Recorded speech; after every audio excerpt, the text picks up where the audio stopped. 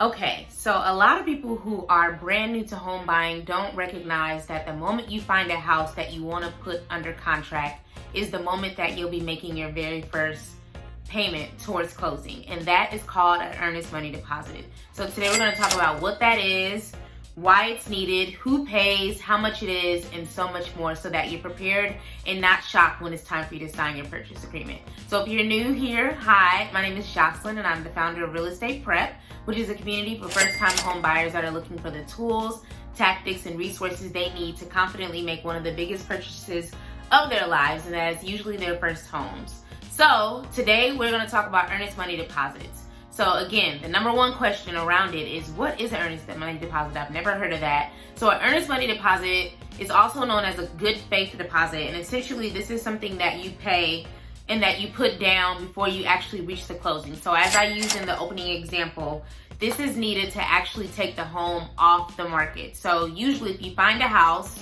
you're out with your agent, you find a house that you like, you want to put a contract or an offer on it, that is when you would actually be paying the earnest money deposit. So that's when a purchase agreement is executed by your agent, likely. It's usually your agent, it's not anyone else.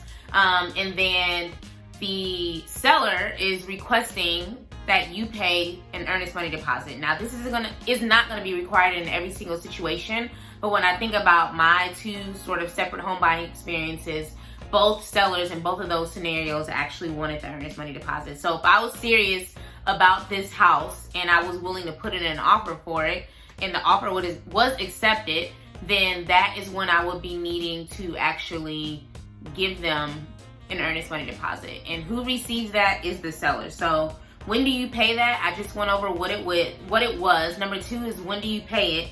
And you pay it once you sign the purchase agreement. So after your offer is accepted, there's a purchase agreement that's executed, and they usually want it that same day. So once you're signing all those documents, your agent will likely share the information on behalf of the seller of where to send that money.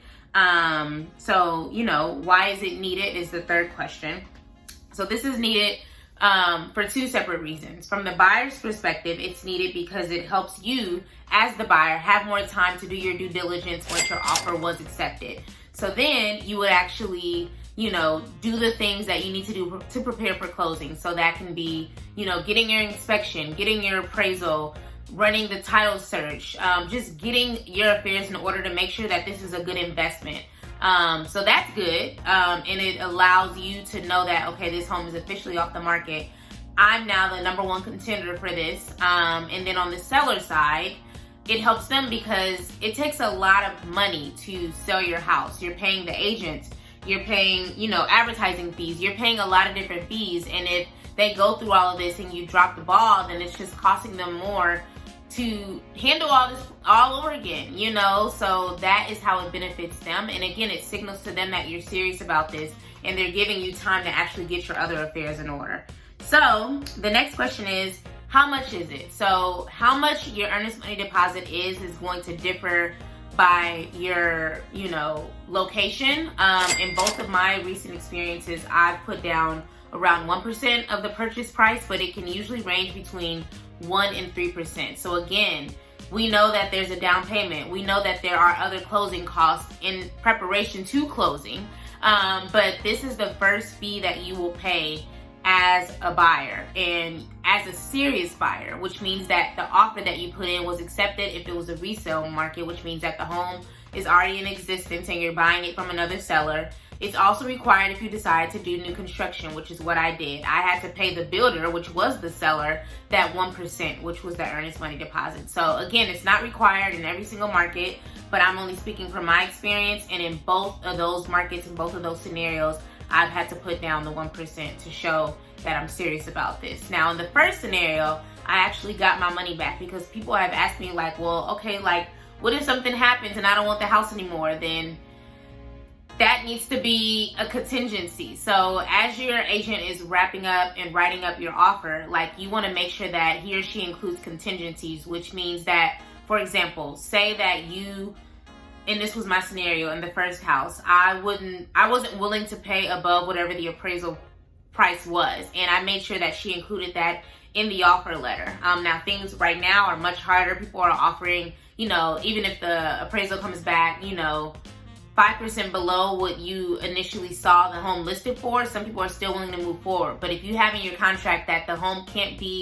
has to be within 5% of the selling price, and it's not that, and you get the appraisal during your sort of under contract process, then that is, a clause, if it's in your offer, for you receiving that money back, which means that you get the money back that you've given them. But that has to be in the contract. It can't be because you found another house. It can't be because it just can't be because you want it to be. Like, there has to be a reason for it. So that's really, really important. So you want to make sure that you keep that in mind, and you have the money to give, to them, because that can be a couple of $1,000s, and you kind of have to have it.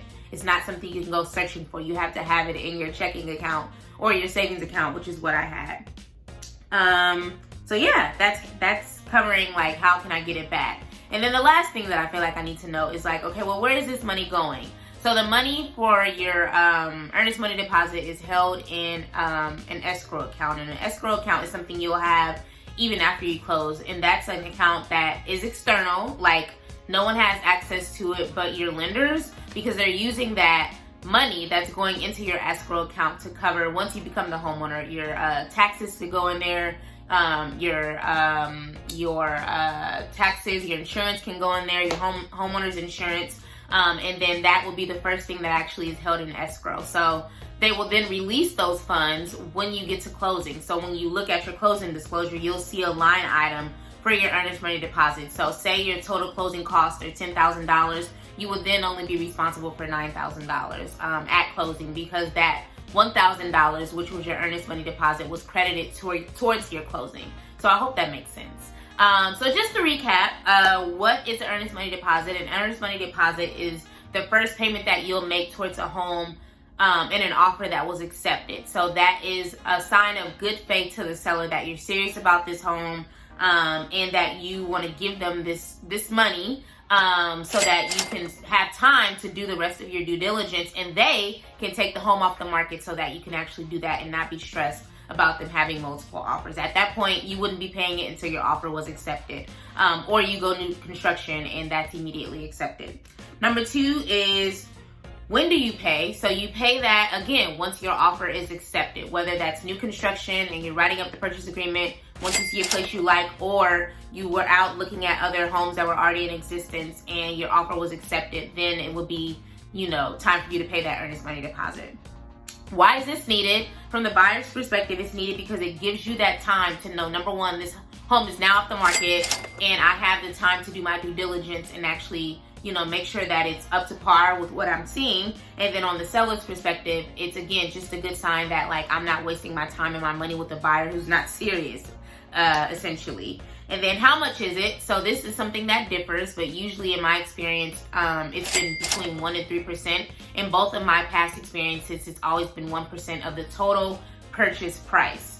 And then, can I get the money back? You can, but you have to make sure that you discuss the contingencies with your agent before he or she writes up the offer, and you need to make sure that those contingencies, again, the appraisal amount being higher or lower, the inspection coming back filthy, like those things need to be included in the offer or your purchase agreement. Otherwise, it's going to be hard for you to get your money back. And then, where does this money go? Which was the last question that I forgot to highlight. So this money is actually held in escrow, and it's credited to your closing costs amount. So if your closing cost total is $10,000 and you paid $1,000 already in your earnest money, then you now only have to bring $9,000 to closing, for example. So that is it. This is the number one step that you'll take from a financial perspective towards home ownership. It starts as soon as that offer is accepted and the purchase agreement is executed. You need to know that you're going to need a couple of $1,000s to give to the seller that's going to be held in an escrow account. So that is all. Thank you so much for watching. Please let me know if you have any questions around earnest money deposits. Please check out all my resources at realestatepreppod.com. Subscribe, like, comment, and share. And I will see you all on the next video. Peace.